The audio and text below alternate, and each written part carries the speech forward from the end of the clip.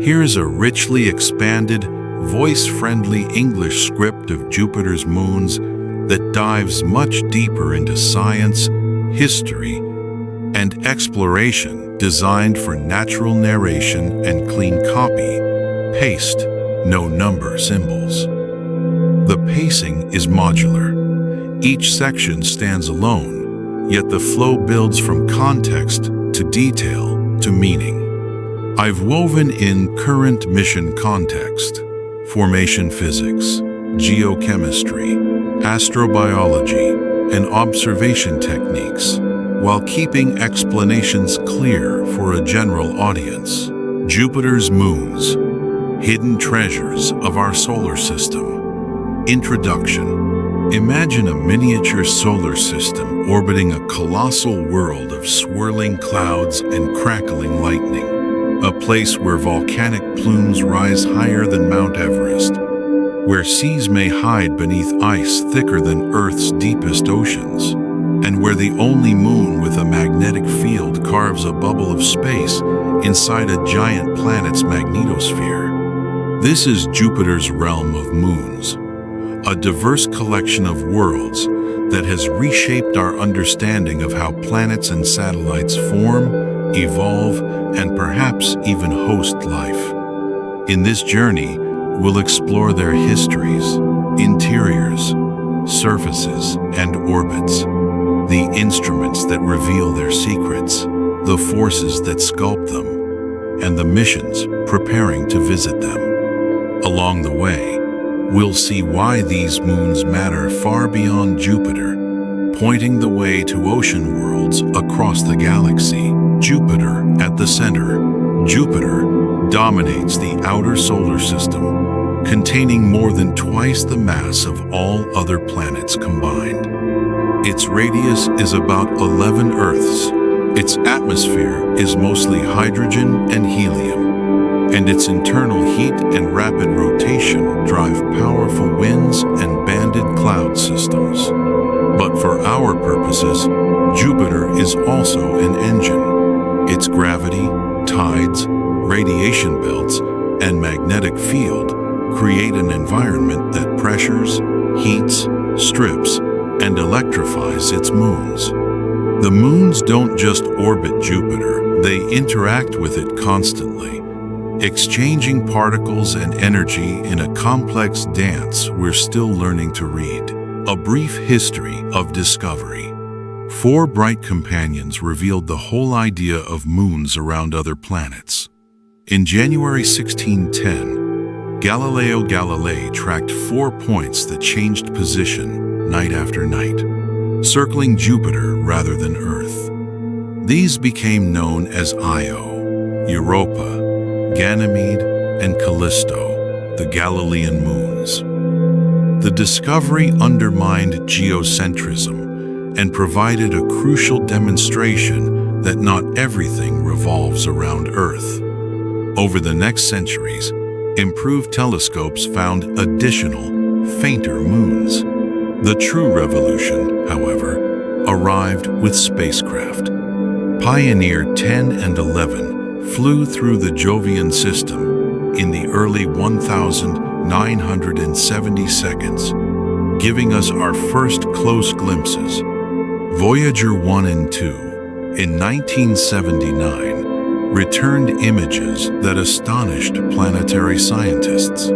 Io exploding with active volcanoes, Europa etched with mysterious lines, Ganymede grooved and tectonically deformed, Callisto battered and ancient.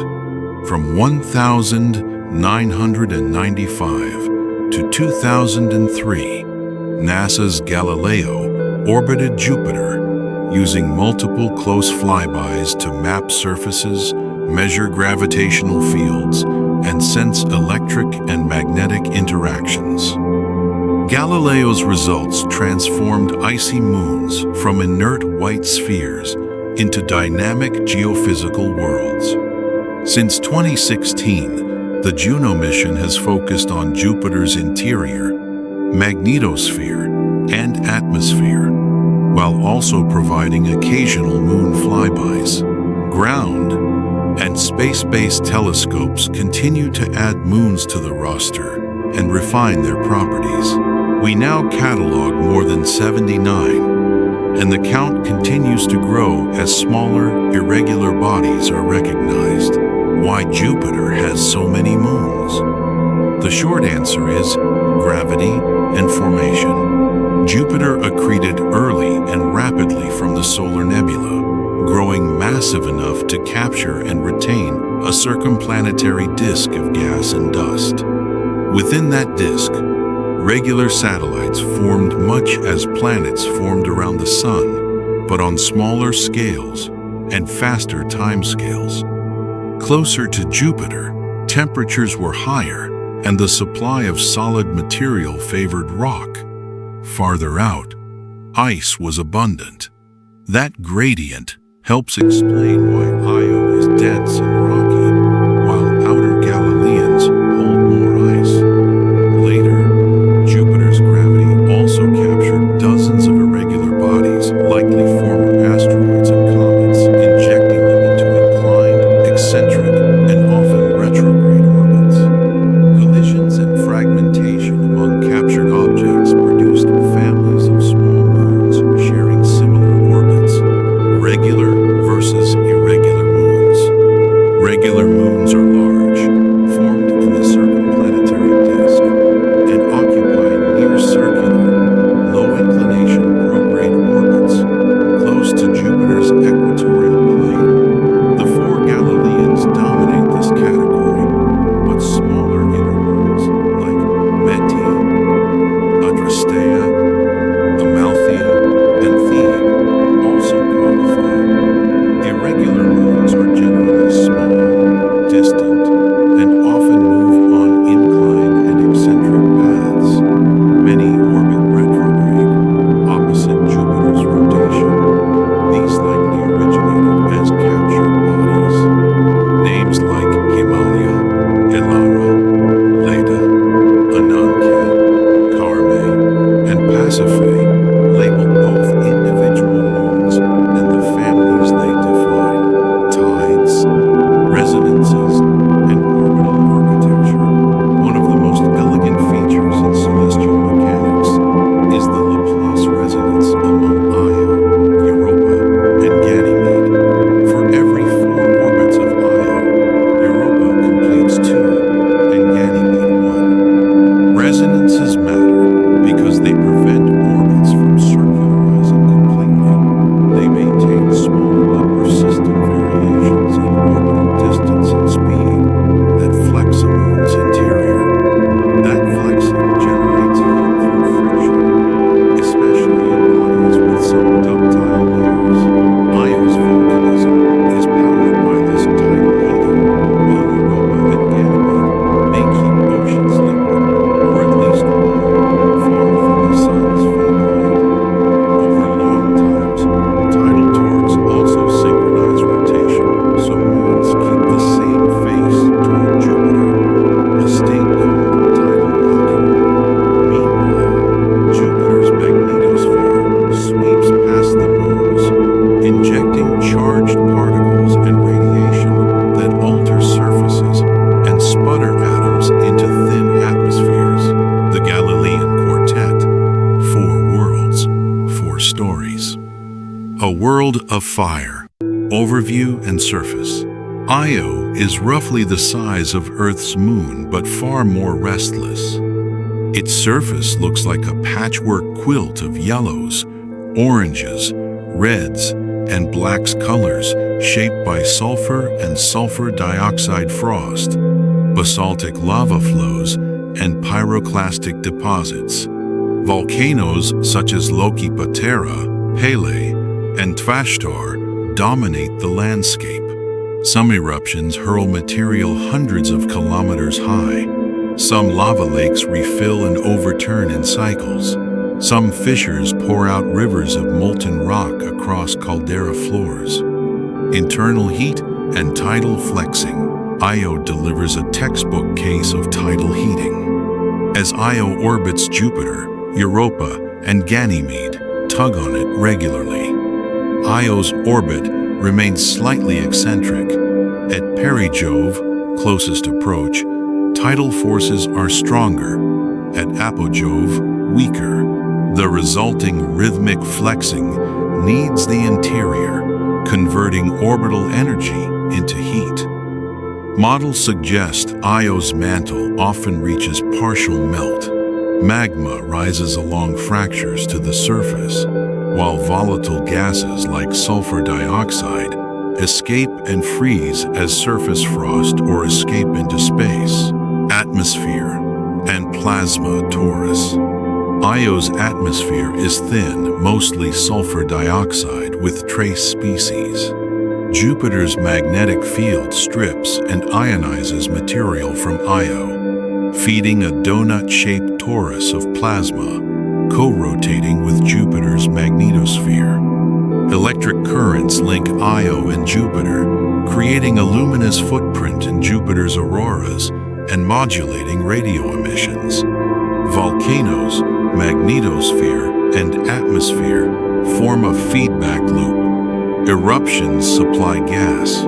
Sputtering and ion pickup remove it. Sunlight and temperature controls regulate how much stays bound. Hazards and mysteries.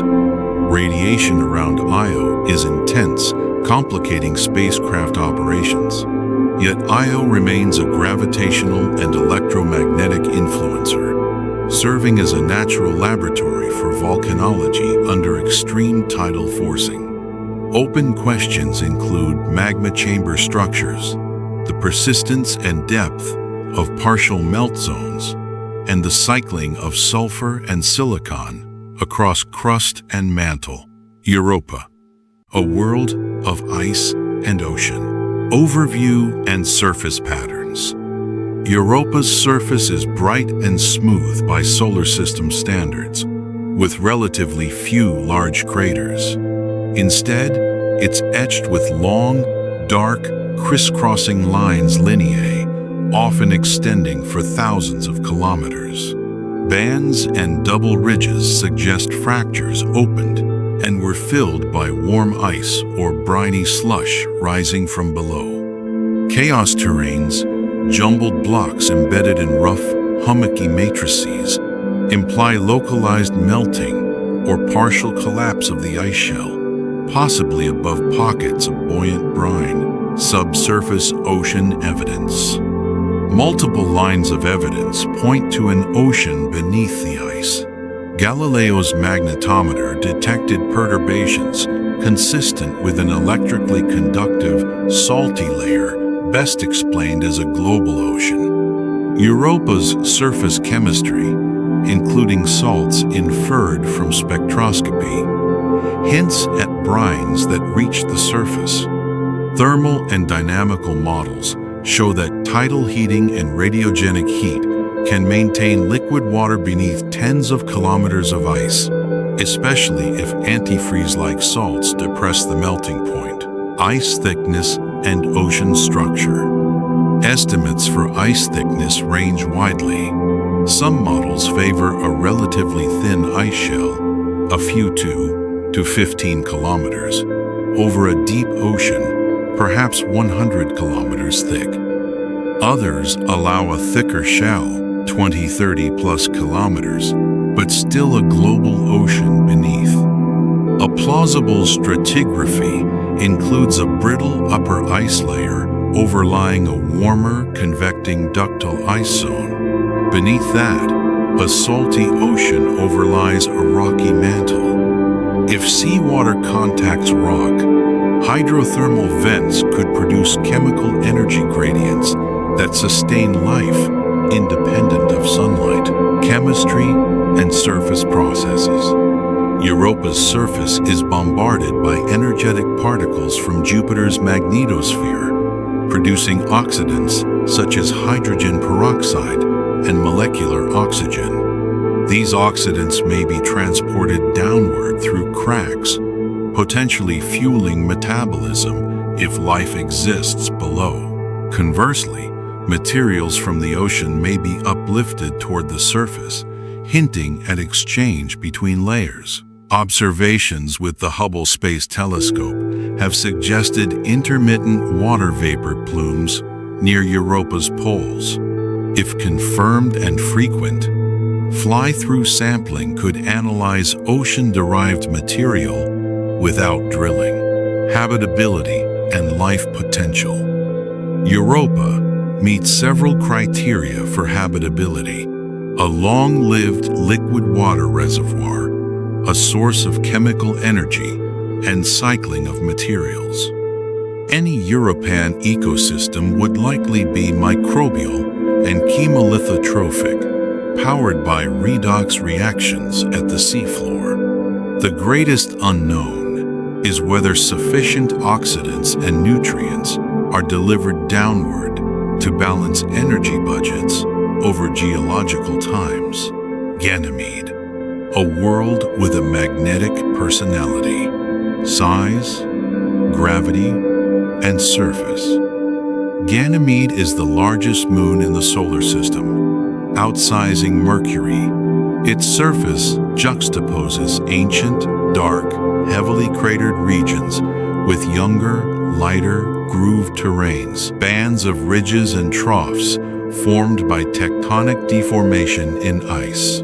These grooves likely reflect extension and shear as the shell adjusted to internal and orbital stresses. The mix of terrains records a long evolution from early impact-dominated epochs to later tectonism and possible cryovolcanic resurfacing. Internal structure and ocean, gravity field measurements and modeling point to a differentiated interior.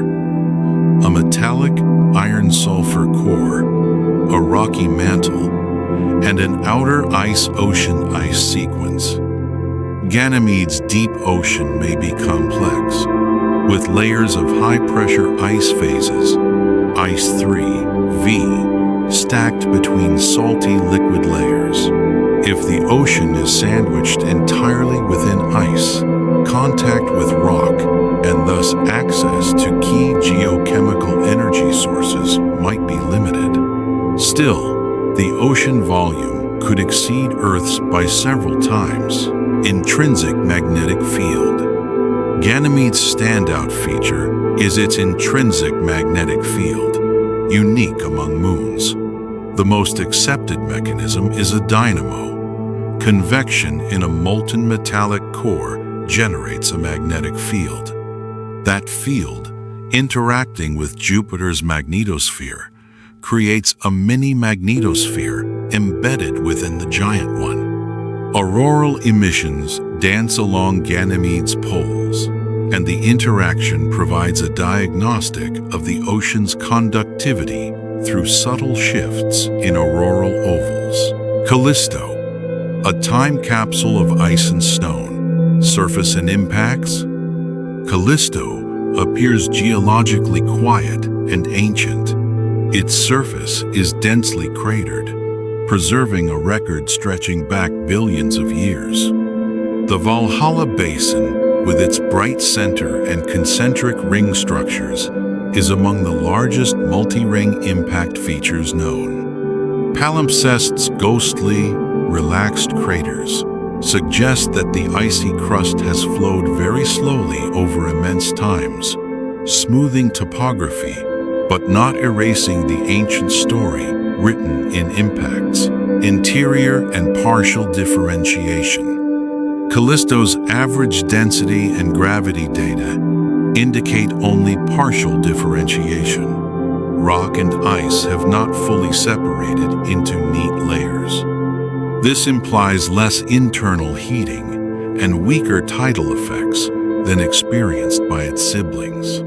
Even so, magnetic signatures hint at a conductive layer inside, possibly a buried ocean rich in salts.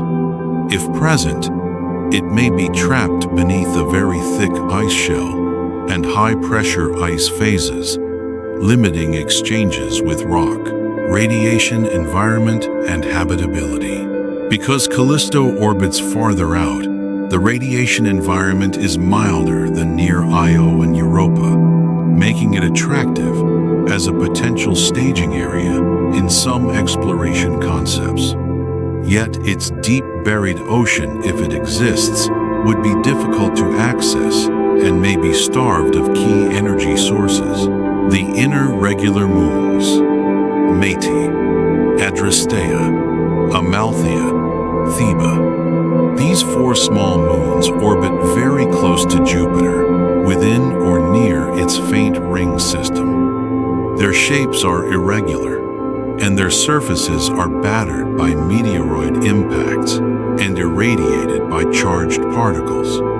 Métis and Adrastea, the innermost, orbit inside the Roche limit for strengthless bodies but survive thanks to their cohesive structure. Impacts loft dust that replenishes Jupiter's main ring. Amalthea, reddish and porous, likely consists of a rubble pile of ice and rock, and may be coated by sulfur-rich material derived from Io. Thebae contributes dust to a faint, extended ring structure. Tidal forces, radiation charging, and micrometeoroid gardening combine to constantly refresh these moons' exteriors. The irregular moons, captures and collisions. Far beyond the Galilean orbits, dozens of small moons trace elongated, inclined, and often retrograde paths. These bodies cluster into groups with similar orbital elements, signatures of parent bodies shattered by impacts long ago. The Himalaya group is prograde, the Ananke, Karme, and Pasiphae groups are retrograde. Their dark surfaces and spectra resemble outer belt asteroids and primitive bodies, hinting at origins beyond Jupiter before capture. How does capture happen? Early in solar system history, gas drag from residual nebular gas, 3-body interactions with the Sun, or violent encounters among planetesimals could sap enough energy to bind passing objects to Jupiter. After capture, collisions and long-term gravitational interactions rearrange the population. Jupiter's magnetosphere and radiation belts. Jupiter's magnetosphere is the largest structure in the solar system after the heliosphere. It's powered by Jupiter's fast rotation and strong internal magnetic field. Within this magnetized bubble, charged particles are accelerated to high energies and trapped in radiation belts far more intense than Earth's Van Allen belts. Io's volcanic gases are a primary plasma source. Once ionized, the material co-rotates with Jupiter, drifts outward, and can precipitate onto other moons. This environment drives sputtering atoms ejected from surfaces, radiolysis molecules broken by radiation, and auroral emissions on Jupiter and some moons. For spacecraft, it's a gauntlet that demands radiation-hardened electronics and cautious trajectories. Moons and Jupiter's rings. Jupiter's rings are faint and dusty compared to Saturn's, yet they reveal an intimate link between moons and debris. The main ring is supplied largely by dust from Metis and Adrastea. The halo is a thicker, vertically extended component near the planet. Theba and Amalthea feed the gossamer rings very tenuous bands extending outward from their orbits. Micrometeoroids striking small moons eject dust grains, radiation forces, and electromagnetic interactions, then shepherd the grains into rings. Over time, grains are lost by sputtering, pointing, Robertson drag, and collisions, so a steady resupply is required, another sign of an active, evolving system. Geology and geophysics of icy and rocky moons. Cratering and surface ages. Crater counts are a planetary geologist's clock. Io's surface has very few preserved impact craters, implying rapid resurfacing by volcanism. Europa has a sparse crater population, evidence for geologically young terrain on average. Ganymede and Callisto show increasing crater densities, with Callisto retaining the oldest record. Differences in crater morphology, simple bowls, complex central peaks, multi-ring basins reflect crustal thickness, composition, and thermal history. Tectonics in ice. Ice can behave like rock at low temperatures and long timescales, fracturing and faulting under stress. On Europa and Ganymede, ridges and grooves record extension, shear, and possible strike-slip motion. Double ridges may form by cyclic pressurization and freezing of brines within cracks. Grooved terrain on Ganymede likely reflects regional extension, with blocks tilted and fault-bounded. The style and scale of tectonics inform models of shell thickness and heat flow, cryovolcanism, and brines. Where ice shells warm, liquids, either pure water or salt-rich brines, can migrate upward. If they reach near surface, they may freeze, vent, or cause collapses that create chaos terrains. Brines can carry salts like magnesium sulfate or sodium chloride, leaving spectral fingerprints. On Europa, candidate salts and hydration states hint at ocean chemistry. On Ganymede, younger bright terrains may reflect more recent icy tectonism and limited cryovolcanic resurfacing. Heat sources: tidal, radiogenic, and induction. 3 heating mechanisms matter. Tidal heating, driven by orbital eccentricity and resonances, is dominant for Io and important for Europa and Ganymede. Radiogenic heat from long-lived isotopes, uranium, thorium, potassium, contributes to interior warmth over billions of years. 3. Electromagnetic induction, where time-varying magnetic fields induce currents in conductive layers, can generate localized heat, probably minor globally, but diagnostic for detecting oceans. Thin atmospheres and exospheres. Most Jovian moons have tenuous atmospheres or exospheres produced by sputtering, sublimation, or volcanism. Europa has a thin oxygen atmosphere generated by radiolysis of surface ice. Ganymede's is even thinner, with hints of water vapor in certain conditions. Callisto shows evidence of a very tenuous CO2 or oxygen presence. Io's sulfur dioxide atmosphere collapses and reforms with temperature cycles and volcanic activity. These gases can be transient, spatially patchy, and strongly controlled by illumination and plasma environment. Spectroscopy, reading surfaces from afar. We learn what coats these moons by studying sunlight reflected from their surfaces at different wavelengths. Near-infrared spectra reveal water ice bands. Distortions or added features betray hydrated salts, sulfuric acid hydrates, or organics. Ultraviolet data can detect sulfur dioxide frost or hydrogen peroxide. Thermal infrared measurements constrain grain sizes and textures. Combining spectra with laboratory studies helps interpret complex mixtures, vital for inferring ocean composition and exchange with the surface on Europa and Ganymede. Gravity, shape, and interior models. Spacecraft measure tiny changes in velocity during close flybys. From those changes, we infer gravity fields that reveal how mass is distributed inside a moon. When paired with shape and rotation data, we can estimate whether a body is differentiated, whether it hosts a global ocean, which decouples the shell and affects tidal response, and how dense various layers are. Galileo's gravity measurements were central to recognizing subsurface oceans. Future missions will refine these estimates with higher precision.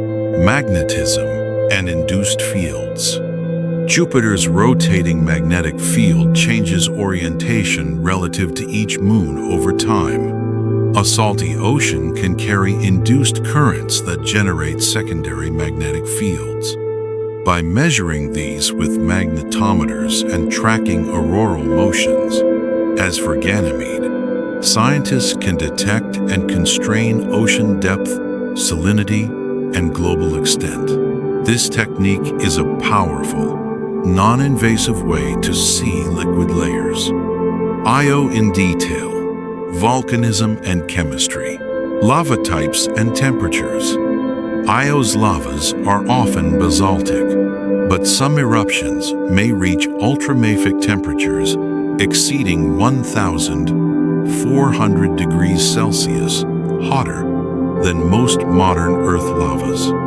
Silicate composition and sulfur-rich environments interact to form unusual surface deposits. Sulfur itself cycles through multiple colors depending on temperature and allotrope. Persistent lava lakes like Loki Patera appear to overturn in episodic brightening events, perhaps as a solidified crust founders into fresh magma. Volcanic plumes and deposition. Explosive plumes rise into Io's low gravity, distributing sulfur dioxide frost and fine ash across vast distances. Plumes can form umbrella-shaped clouds visible in backlit imagery. As frost recondenses, it paints the surface with bright patches that darken as radiation and heat modify them. Long, ropey lava flows solidify into dark plains. Older deposits are often buried by new eruptions, erasing Io's cratering record. Electrodynamics and the Io footprint. A flux tube of electric current connects Io to Jupiter's poles, creating auroral footprints, bright spots, and trailing streaks within Jupiter's auroras. These emissions trace the path of charged particles picked up from Io's ionosphere and accelerated along magnetic field lines. The system modulates some Jovian radio bursts, making Io a key driver of magnetospheric variability. Europa in detail. Ice physics and habitability. Double ridges and brine cycles. High-resolution images show ubiquitous double ridges, two parallel mounds with a central trough. One leading hypothesis invokes cyclic pressurization of water within a near-surface crack. As water freezes inside, it expands, lifting adjacent ice and building paired ridges. Repeated cycles add layers. Another idea suggests tidal flexing pumps brines upward, which then freeze into ridges. Either way, the features imply active stress and fluid presence within the shell. Chaos terrains. Localized melting.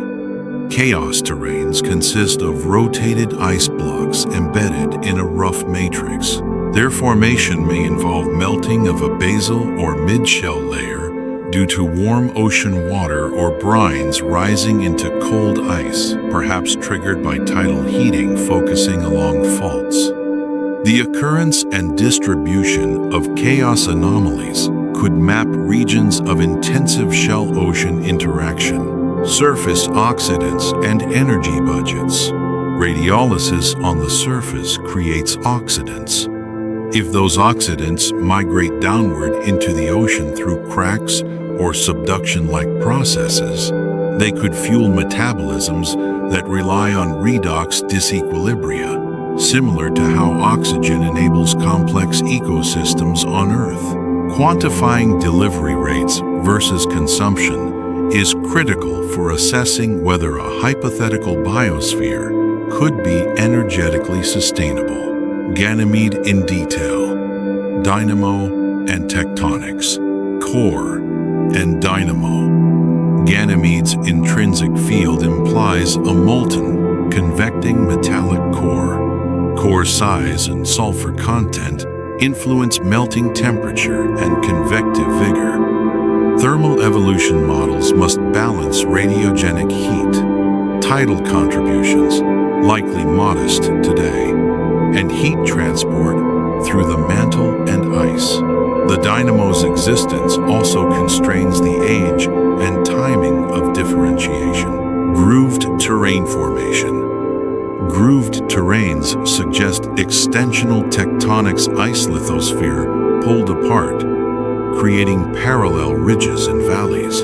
Isostatic adjustments, ice floating over denser layers, and viscous flow likely soften topography over time. The triggers may include global expansion due to internal phase changes, for example, freezing ocean layers, or reorientation of the shell due to true polar wander. Studying ridge spacing and geometry helps constrain ice shell thickness and thermal gradients.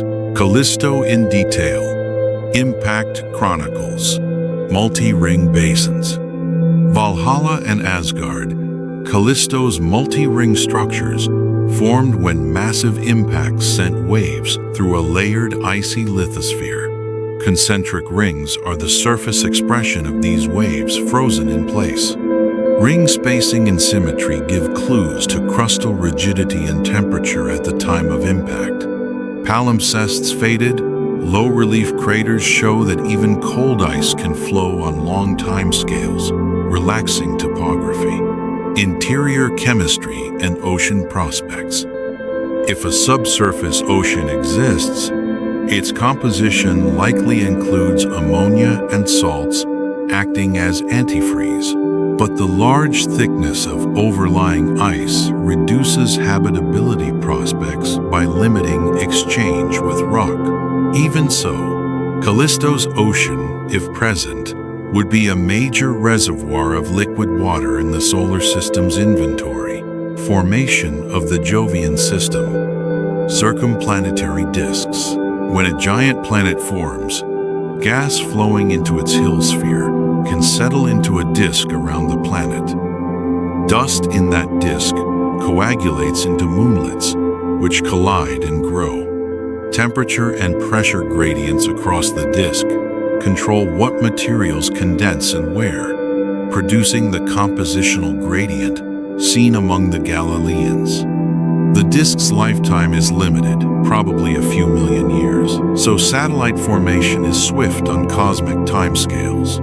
Migration within the disk can move nascent moons inward or outward, promoting resonant capture. The Laplace resonance likely arose during this migration and subsequent tidal evolution. Capture of irregulars. Capturing small bodies requires shedding energy. In the early solar system, gas drag from residual nebula gas around Jupiter or within its disk could slow intruders. Alternatively, three-body encounters where an incoming object passes near Jupiter while the Sun or another moon perturbs its trajectory can trap it. Once captured, collisions break apart some bodies, producing families with similar orbits. Over billions of years, solar tides and planetary encounters evolve those orbits further. Long-term evolution. Tidal migration. Tidal interactions transfer angular momentum between Jupiter and its moons. In general, if a moon orbits outside the synchronous radius, where orbital period equals Jupiter's spin period, tides raised on Jupiter can push the moon outward. The rate is slow but cumulative, and it depends on Jupiter's internal dissipation. Io, Europa, and Ganymede likely migrated to their present resonant configuration over time. Roche limit and ring feeding. Small inner moons skirt the boundary where tidal forces could break apart a rubble pile body. If one crosses the Roche limit or suffers a destabilizing impact, the fragments would contribute to rings. The present faint rings likely represent an equilibrium between steady dust production and removal processes. Transient ring enhancements could mark episodic collisions, ejections, and stability. Distant, irregular moons are weakly bound. Over vast timescales, gravitational nudges, especially from the Sun, can pump up eccentricities and inclinations, causing some bodies to escape or collide. The current population is probably only a fraction of what once orbited Jupiter. Observation techniques and what they reveal. Imaging and photometry. From Voyager and Galileo to Hubble and ground-based adaptive optics. Imaging maps, surface features, tracks plume activity, and monitors changes over time. Time series photometry can catch eruptive events or subtle albedo variations. High phase angle images accentuate dust and thin atmospheres. Spectroscopy across the spectrum. Ultraviolet, sensitive to sulfur dioxide frost, hydrogen emissions, and auroral processes. Visible near-infrared detects water ice bands, salts, sulfur allotropes, organics. Thermal infrared constrains temperatures, heat flows, particle sizes, and textural differences. Submillimeter measures atmospheric lines, constrains gas temperatures and densities. Combining these data with laboratory spectra and thermodynamic models allows composition estimates and temperature retrievals. Radar and altimetry. Radar sounding can, in principle, probe internal structures if transmitted from a close orbiter. For Europa, ice-penetrating radar is a centerpiece of upcoming missions aimed at mapping ice thickness, brine pockets, and internal layering. Laser altimetry measures surface elevation, tectonic offsets, and tidal flexing amplitudes, useful indicators of an underlying ocean. Magnetometers and plasma instruments. Magnetometers detect induced fields, ocean signatures, and intrinsic fields, as at Ganymede. Plasma instruments characterize the charged particle environment, ion pickup from moon atmospheres, and interactions with the magnetosphere. Together, they chart the electrical and particle-borne connections linking moons to Jupiter, gravimetry, and radio science. By precisely tracking a spacecraft's radio signal during a flyby, scientists infer the target's gravity harmonics. This constrains internal layering and the presence of global oceans through their effect on tidal responses. Astrobiology. What would life need? Energy sources. On Earth, life thrives around hydrothermal vents, where seawater reacts with hot rock, producing hydrogen and reduced compounds that microbes use for energy. Europa could host analogous systems if its ocean contacts a rocky floor. Even without hydrothermal vents, oxidants produced on the surface might reach the ocean, supporting redox chemistry. Chemical disequilibrium fuel and oxidizers separated in space, then mixed by circulation, is the key. Nutrients and cycling. Life needs more than water and energy. It needs nutrients like carbon, nitrogen, phosphorus, and sulfur. Europa's surface shows sulfate and possibly chloride signatures. Carbon dioxide and other volatiles may be delivered by comets or produced by radiolysis. The big unknown is the delivery rate into the ocean. Geological activity that churns the shell Fracturing, diapirs, brine pockets could act as conveyor belts. Time and stability. Habitability improves with stability. Europa and Ganymede likely maintained oceans for billions of years, providing time for chemistry to explore possibilities.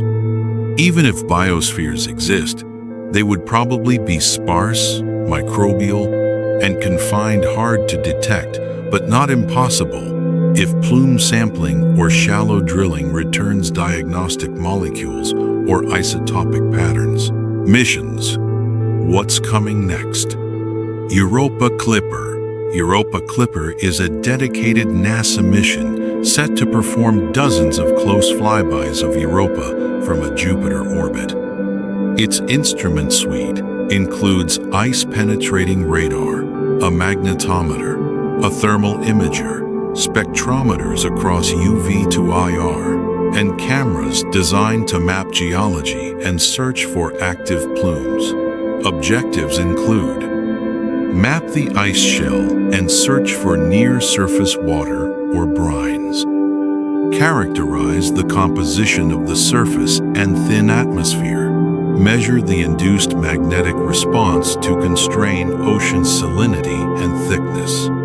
Assess current geological activity and potential landing sites for future missions.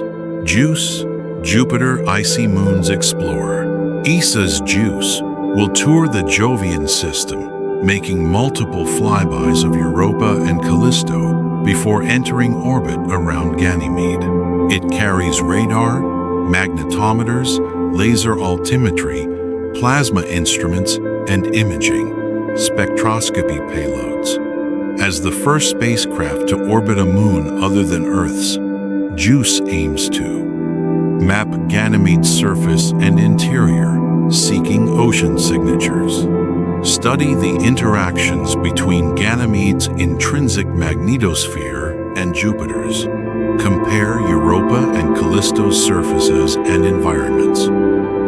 Place the Galileans in a broader context of icy world habitability.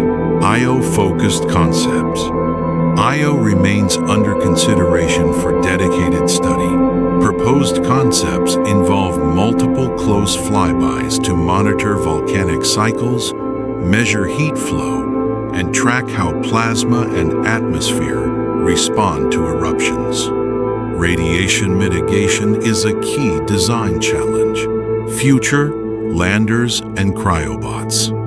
Landing on Europa or Ganymede introduces new complexities.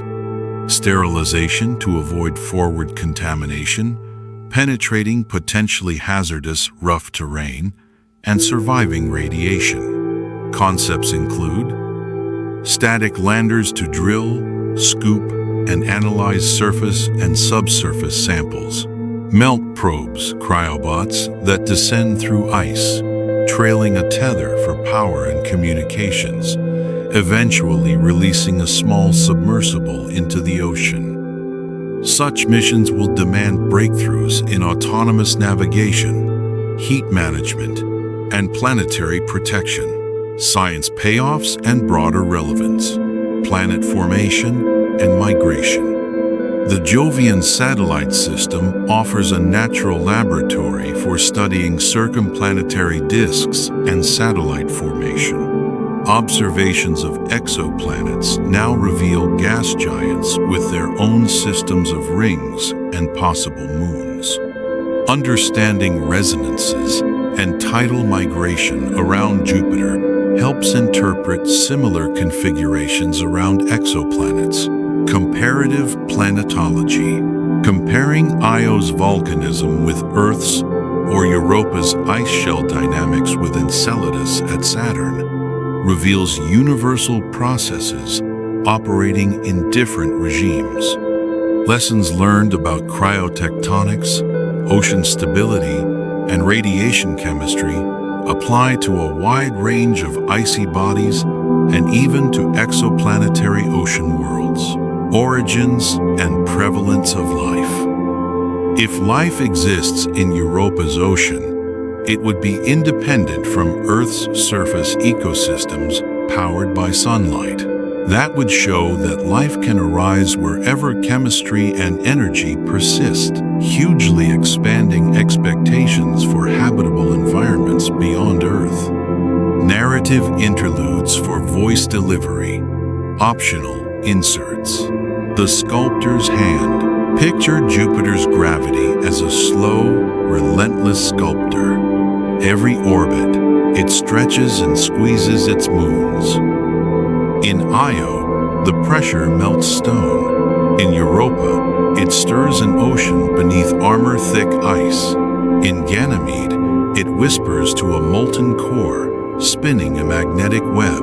And in Callisto, it simply watches, preserving an ancient face. A day in the plumes. Imagine flying past Io as a plume erupts. A shadow blooms on the surface. A fountain of ash rises into the sky, and charged particles race along magnetic rails toward Jupiter's poles, where they spark into auroral lights. Europa's quiet breath. Now drift over Europa's night side. The ice gleams under Jupiter's reflected glow. A fissure exhales a whisper of vapor. Somewhere below, a warm pocket of brine rises, freezes, and splits the surface into twin ridges that run to the horizon. Practicalities of exploring.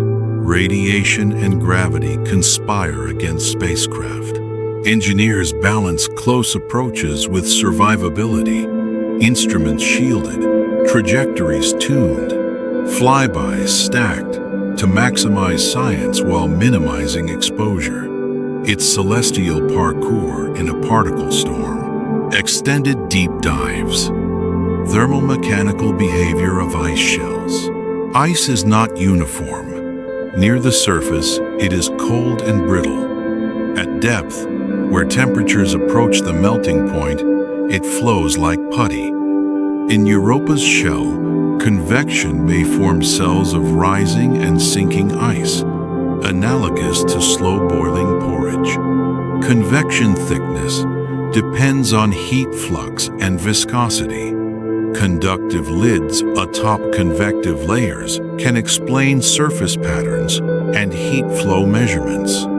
Brines, concentrated by freezing, can collect in porous horizons and migrate along stress guides, lubricating faults and feeding ridges. Ocean dynamics and chemistry. Europa and Ganymede's oceans likely stratify by salinity and temperature. Tidal flexing can excite internal waves. Rotation enforces Coriolis constraints, creating whirl-like gyres. Hydrothermal vents at a rocky floor would inject minerals and reduce compounds, while oxidants from above could settle as snow. The resulting redox gradients define niches for hypothetical metabolisms, methanogenesis, sulfate reduction, or iron-based pathways. Salinity also controls electrical conductivity, crucial for induced magnetic signatures detected by flyby magnetometers, radiation chemistry, and surface alteration. On Europa, bombarding ions and electrons break water molecules, forming hydrogen and oxygen. Oxygen can recombine into O2 trapped in the ice, or oxidized salts, altering spectral signatures. Sulfur from Io may implant into Europa's trailing hemisphere, muddying spectra with sulfuric acid hydrates. The balance between endogenous ocean-derived materials and exogenous irradiation products is a central puzzle in interpreting surface chemistry. Io's heat flow and crustal cycling. How does Io lose heat? Through lava flows and extensive volcanic gases that condense or escape. The crust is constantly recycled. Lava covers older terrain, heat metamorphoses, surface deposits, and gravity-driven slumping reshapes calderas. Heat flow estimates suggest Io emits more energy per square meter than Earth's average geothermal flux by orders of magnitude. The pattern of hotspots maps tidal dissipation patterns, offering a window into interior structure and the distribution of melt. Ganymede's magnetosphere. Within a magnetosphere, Ganymede's intrinsic field stands against Jupiter's. Magnetic reconnection at the boundary creates localized auroras and particle precipitation. The balance between intruding Jovian plasma and Ganymede's own magnetic shield shapes its exosphere and surface sputtering rates. Monitoring auroral oval shifts over Jupiter's rotation and varying magnetospheric conditions gives constraints on ocean thickness, as the conductive ocean dampens and phase shifts magnetic perturbations. Callisto's thermal inertia and ice rheology.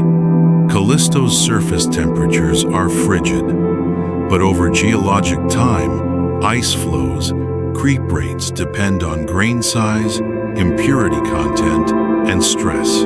Impact heating temporarily softens the shell, enabling ring structures to form and relax. The degree of relaxation in palimpsests constrains thermal gradients and rheology, letting scientists back out the timeline of crustal cooling. Moons as part of a system. No moon is an island in the Jovian system. Io supplies sulfur and oxygen to the magnetosphere. That plasma sulfur paints Europa's surface. Dust from inner moons becomes ring material that drifts and settles. Electrons accelerated in Jupiter's magnetic equator spiral onto Ganymede's poles, sputtering water molecules into the exosphere. The system functions as an ecosystem, energetically open, dynamically coupled, techniques for detecting plumes. Besides direct imaging, plumes can be inferred from stellar occultations. A star passes behind a moon, dips in starlight at specific wavelengths betray gases. Ultraviolet spectroscopy. Emission lines of oxygen or hydrogen indicate dissociation of water molecules. In situ mass spectrometers during fly-throughs measure water group ions and neutral molecules. Dust detectors collect and analyze tiny grains that condense from vapor. Planetary protection and ethics. Exploring ocean worlds raises responsibilities. If Europa harbors life, even microbial, we must avoid contaminating it. Space agencies classify missions by planetary protection categories that dictate sterilization and end-of-life strategies. Europa landers would require stringent cleaning, plus fail-safe trajectories to prevent unplanned impact. Ethically, safeguarding native ecosystems if they exist balances our drive to explore with a duty of care. What we still don't know and why it matters. Ocean thickness and salinity on Europa and Ganymede sets the energy, habitability, and magnetic signatures. Ice shell thickness variability controls how easily ocean material reaches the surface. Europa plume frequency determines feasibility of sampling with flybys instead of landers. Io's magma ocean possibility. Is there a global, partially molten layer? Irregular moon origins. Precise source regions. Outer asteroid belt. Captured Trojans. Or beyond. Long-term stability of resonances. How self-regulating is the Laplace resonance across billions of years? How Jupiter's moons inform exoplanet science. Observations of massive exoplanets and sub-Neptunes suggest they may host rich moon systems. By understanding how tidal heating, resonances, and magnetospheric interactions play out at Jupiter, we build templates for interpreting photometric hints of exomoons and assessing the habitability of their potential ocean worlds. If tidal heating can create stable liquid water environments far from stars, then habitable real estate in the universe grows dramatically. A guided tour script, narration ready, seamless flow. Below is a continuous, voice-friendly read, combining the sections above into a single delivery format. Use natural pauses between paragraphs for pacing. Insert ambient music under the narrative interludes for tone shifts. Start of narration. Let's leave the sunlit inner solar system and glide outward to a giant world banded with clouds, the realm of Jupiter. Around it orbits a family of worlds, large and small, each carrying secrets of fire, ice, and time. These are Jupiter's moons, and together they form a miniature solar system that stretches our imagination and tests our theories of how worlds are made. 4 of these moons, seen by Galileo in 1610, changed everything. Io, Europa, Ganymede, and Callisto showed that Earth was not the center of the cosmos. Centuries later, spacecraft like Voyager and Galileo revealed them as active worlds, one volcanic beyond belief, one scarred by lines above an unseen sea, one sporting a magnetic field, and one preserving the scars of ancient impacts. Modern missions and telescopes now show us dozens more moons, from tiny fragments on tilted paths to inner bodies so close they feed Jupiter's faint rings with dust. Jupiter's gravity and magnetism run this system like an orchestra. In the inner trio, Io, Europa, and Ganymede, a 4-2-1 rhythm locks their orbits. That cadence flexes their interiors, squeezing, stretching, warming. Io takes the brunt. Its volcanoes repaint the surface again and again, burying impact scars under fresh lava. Europa is quieter on the outside, but its ice shell is restless, crisscrossed by lines and bands where warm ice and brine force their way up. Ganymede stands apart with its own magnetic field, a miniature magnetosphere wrapped within Jupiter's. Farther out, Callisto remains ancient and cratered, a time capsule from the solar system's youth. Io is a world of fire. At Loki, Patera, Pele, and Tvashtar, lava rises, lakes overturn, and plumes loft frost and ash into the sky. If we could stand there safely, it would feel like a planet remaking itself in real time. Io's tenuous atmosphere is dominated by sulfur dioxide. Jupiter's magnetic field strips and ionizes it, feeding a donut-shaped plasma torus. Electric currents thread from Io to Jupiter's poles, lighting up auroras and singing in radio waves. Here, volcanism is not driven by plate tectonics. It is powered by tides, the endless kneading of stone by gravity. Europa, by contrast, whispers. Its surface gleams with water ice, tapped by dark lines that run for thousands of kilometers. Double ridges rise where brines froze in fractures, lifting the ice into paired walls. In chaos terrains, slabs have cracked, tilted, and fallen into jumbled fields, a signature of melting and refreezing. Beneath all this, evidence points to a global ocean of salty water, an underground sea, warmed by tides and perhaps by Earth-like hydrothermal vents, could hold the chemistry for life. Radiation at the surface creates oxidants, potential food for microbes, if they can be delivered down through cracks. If Europa breathes through plumes, as telescopes have hinted, a fast fly-through could taste the ocean without landing. Ganymede, the largest moon, wears a patchwork of terrains, dark, ancient crater fields, and bright grooved swaths.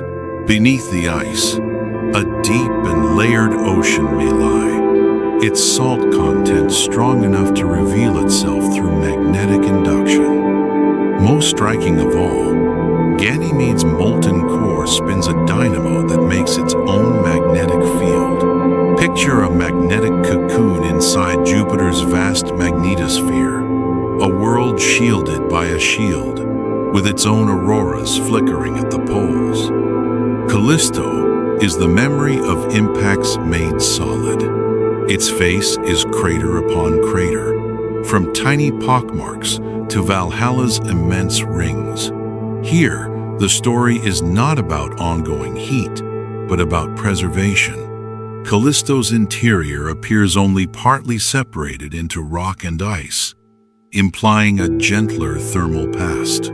Even so, hints of a deep ocean persist in magnetic data.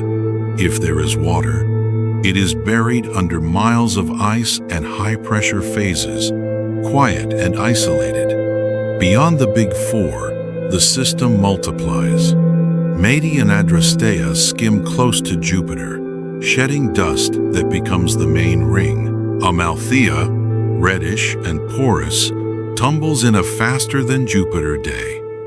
Theba contributes to gossamer rings. Farther out, dozens of irregular moons, Himalaya, Ananke, Carme, Pasiphae, and their kin trace inclined and retrograde orbits.